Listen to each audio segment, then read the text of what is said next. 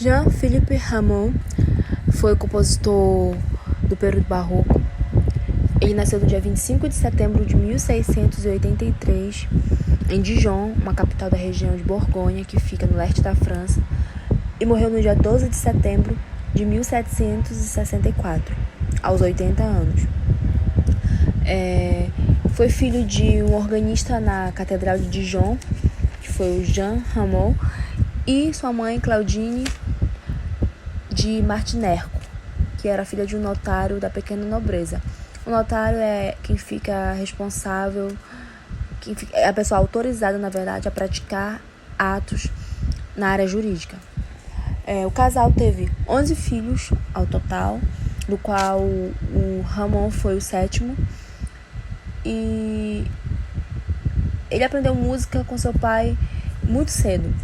Antes mesmo de se alfabetizar, ele já sabia música, né? E ele estudou num colégio jesuíta que se chamava Godorron, mas não era um bom aluno, ele atrapalhava as aulas cantando. E ele mesmo dizia que só o que lhe importava, só o que lhe interessava era a música. Que isso foi palavras dele. E o amor dele por ópera surgiu aos 12 anos de idade. E os pais dele, mesmo o pai tendo ensinado música, mesmo o pai gostando que ele estudasse música, o pai e a mãe queriam que ele seguisse uma carreira jurídica, igual o seu avô, o pai da mãe dele. Porém, ele não queria, ele queria música, ele já era louco por música, aos 12 anos de idade o menino já gostava de ópera. E então o pai dele falou, tá bom, então quando tiver 18 anos, tu vai lá pra Milão aperfeiçoar mais na música. E foi o que aconteceu. Aos 18 anos, o pai dele mandou ele para Milão para ele estudar música, como ele queria. Para que ele não ficou muito tempo lá, não. Ele foi, passou um tempo, mas logo retornou para França novamente. E ao retornar, ele trabalhou como violinista em conjuntos itinerantes e também se aperfeiçoou, teve lições de baixo contínuo e acompanhamento. Apesar de um excelente musicista, ele ainda não era conhecido, um músico conhecido, mas ele já tinha alguns legatos dele, ele já tinha peças, que ele escreveu peças para cravos. Na verdade, a primeira peça que ele escreveu foi em 1706. São 3 livros no total, de pièces para... Eu acho que pronuncia assim, pièces de clavecin, pièces de clavin, alguma coisa assim. E a primeira peça de cravo foi feita em 1706. Mas a segunda peça, quando ele escreveu, quando foi publicada, na verdade, ele já era famoso. Ele ficou famoso em 1722, aos 40 anos de idade. Que ele ficou famoso no caso. Ou seja, se ele morreu com 80 anos, metade da vida dele ele foi uma pessoa anônima e a outra metade ele foi famoso. E então a segunda peça de cravo que ele escreveu foi em 1726, onde ele estava ali no seu auge da fama, do sucesso. 1724. A terceira, sim, foi em 1726 ou em 1727, de um ano para o outro, mais ou menos. Então, é por isso que ele foi conhecido, antes de compositor, ele foi conhecido como um teórico. Porque a primeira composição dele, a primeira ópera dele, foi apenas aos 50 anos de idade. Então, ali, quando ele ficou famoso aos 40 anos, ainda não tinha, nada, de composição, nada muito, entendeu?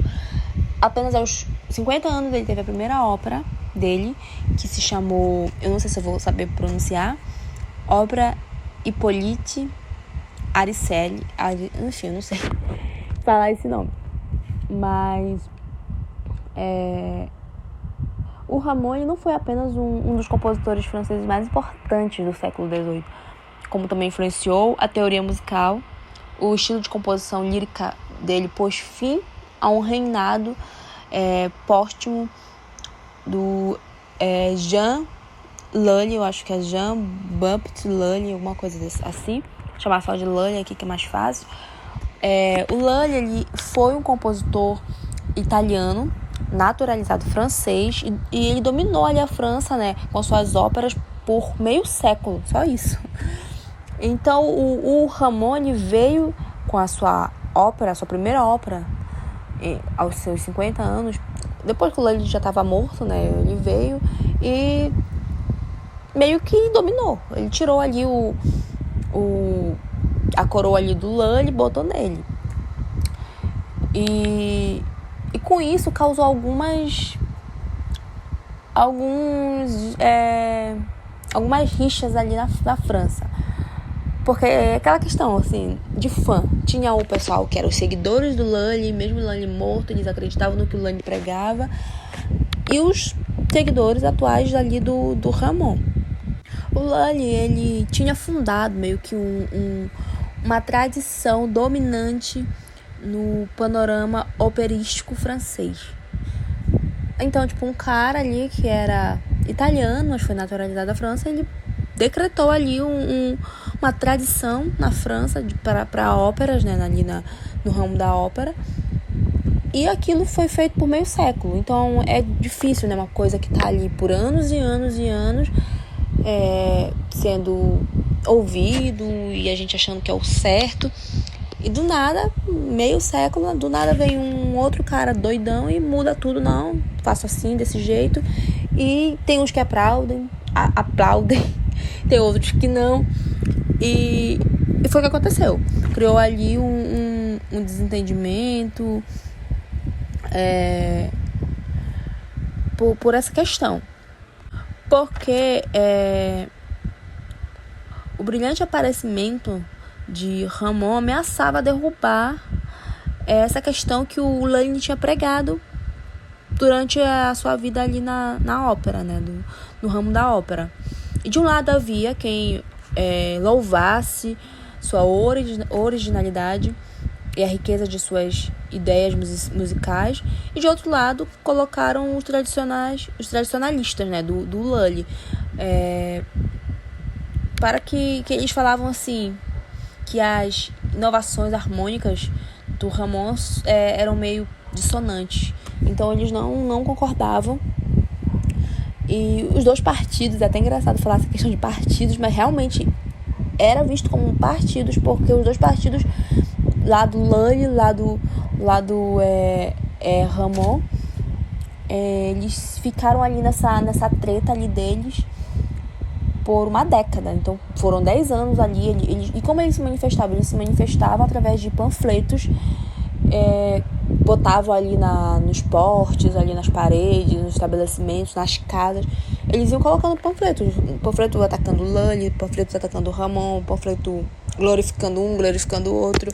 E isso foi por 10 anos. Naquele tempo não tinha internet, naquele tempo não tinha outra forma, não tinha TV, não tinha uma forma de demonstrar, né, a indignação de ambos os lados, e eles se manifestavam dessa forma.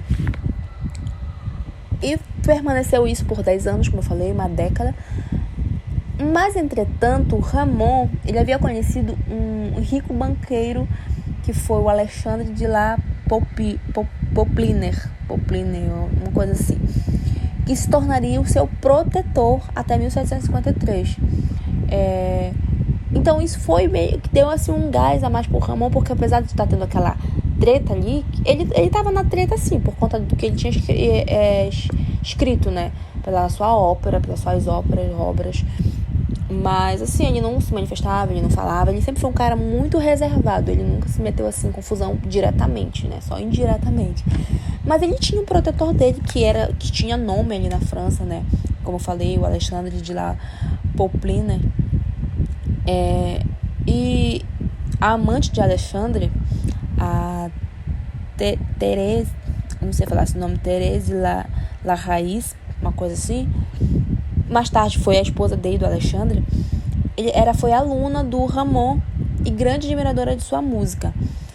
E o Rameau, ele tinha muito assim, muitas oportunidades com essa amizade dele, né, com Popliner, que lá no no Salão de la Popliner, o músico entrou em contato com outros grandes músicos, um dos principais intelectuais de seu tempo, como, por exemplo, o Voltaire, e logo passou também a colaborar com ele.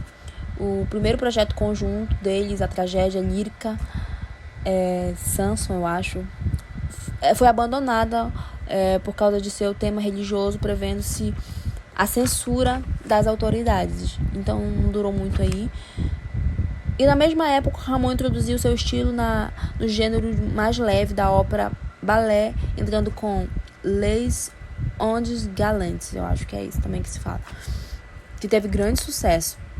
E logo após dessa ópera que ele fez, surgiram outras duas tragédias líricas, que foi o Castor et Pollux, que foi em 1737, e essa outra que eu não sei se eu vou saber falar também, Dardanus, que foi em 1739.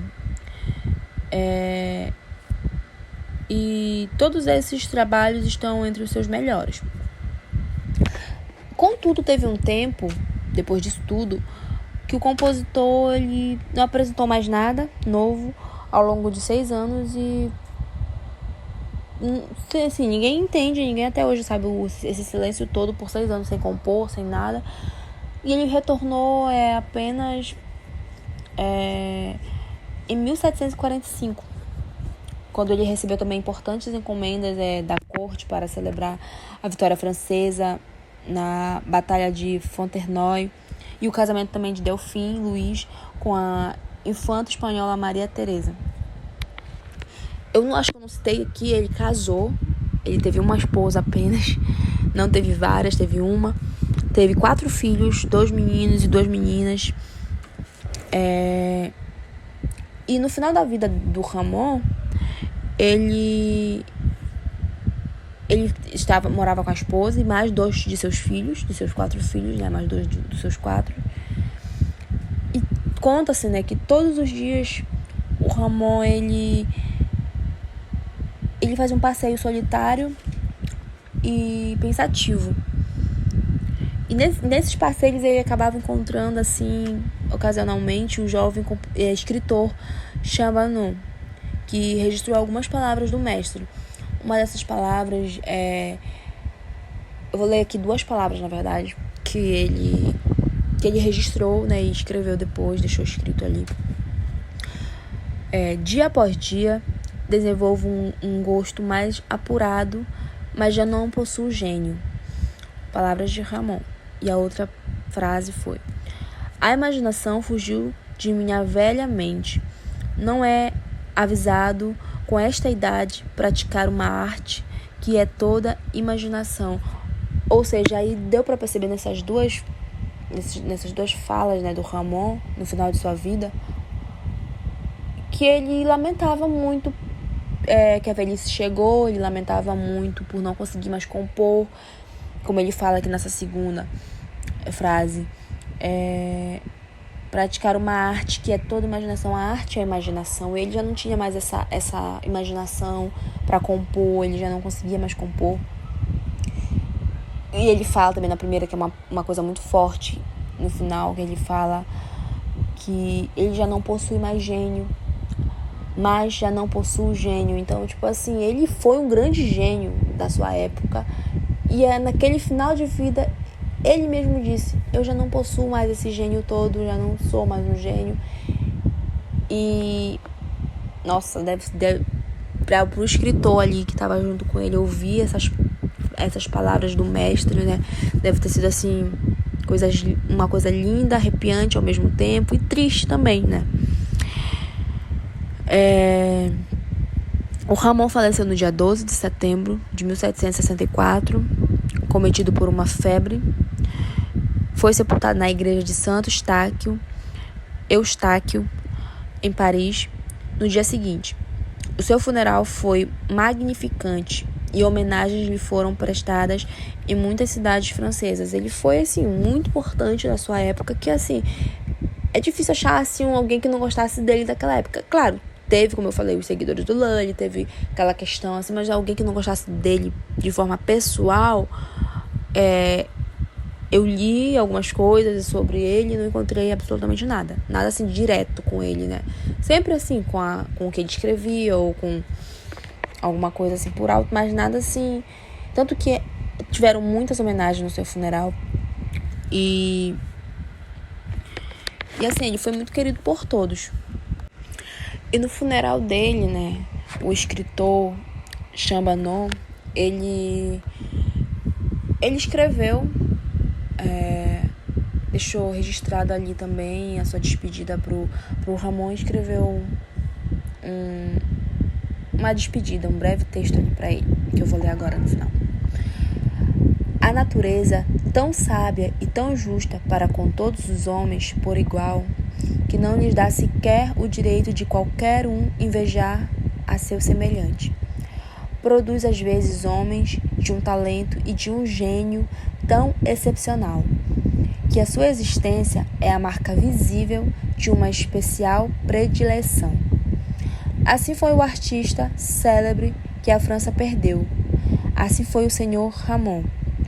Nos dias que atravessam nossas cidades e campanhas e coleiam eternamente para nosso benefício e nosso prazer, quase ninguém presta atenção.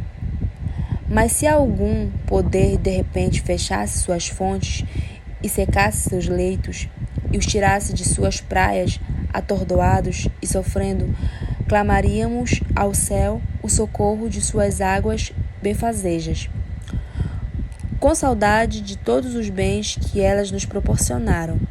Da mesma forma, a superioridade dos grandes homens é sentida no momento em que os perdemos, diante de uma ausência que nada pode preencher. Dando continuidade aos assuntos do Rameau, na época Rameau foi vaiado quando ele executou sua primeira obra, né, sua primeira ópera, porque ele estava contra os conceitos da época, porque Lully tinha colocado regras e quem fosse contra essas regras iria sofrer consequências. Então Rameau foi vaiado e ele pensou que estava tudo perdido. Todavia, teve pessoas que ficaram a favor dele e que apoiaram ele, e dessa forma ele conseguiu essa fama. E o Rameau, ele estava à frente da sua época, ele não se limitava a temas sérios.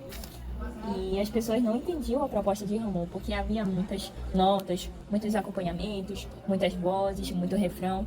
E durante alguns ensaios, os artistas se recusavam a cantar, porque para eles parecia impossível cantar. Dentro do segundo ato, no final, tinha uma profecia com 3 partes, que eles vinham do submundo, com partes orquestrais exuberantes, e ele utilizava o princípio da inarmonia. Tanto que o trio foi substituído algumas vezes, ele teve que tirar algumas notas, porque senão a obra não seria executada. Porque foi difícil para remontar ali. Ele teve apoio de um clérigo, ele teve sorte de aparecer esse clérigo que apoiou ele, porque senão ele não teria executado essa obra. E essa obra trouxe uma inovação para o período, uma renovação de estilo, forma e etc. Então, foi um ganho para essa época. A seguir, iremos escutar um pouco sobre essa obra.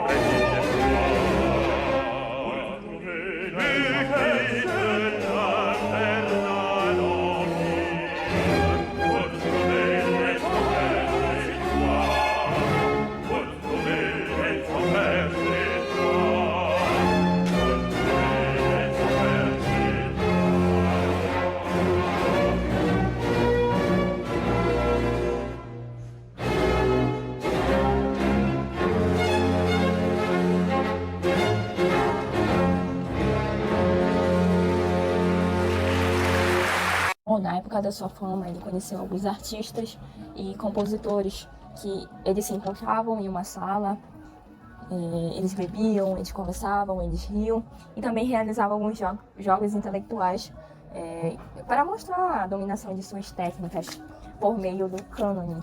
E esses cânones, Rameau, ele se destacou porque ele trazia algumas características novas e acrescentou dificuldades. Os cânones tinham que expressar emoções e também Rameau, ele trouxe uma diferença porque ele fazia com que cada voz, tenor, baixo, contralto, soprano, cantasse o cânone de acordo com a sua textura de voz. Então, por exemplo, eu sou contralto. Eu canto na minha textura de voz. Agora já a soprano vai cantar na sua textura de voz. E assim sucessivamente. E isso trazia um algo a mais que Rameau. E eu achei impressionante, porque eu não sabia que Ferrejac tinha sido uma composição de Rameau, que eu vou apresentar agora.